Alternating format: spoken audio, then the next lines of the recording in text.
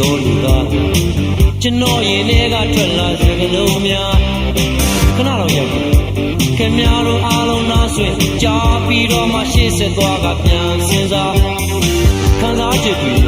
ပြောခွင့်ရတဲ့စကားများအသေးစိတ်တော့အချိန်မရဘူးဆုံးဖြတ်ချက်ကခင်များတို့သဘောပဲမာနဲ့မှခွဲကြ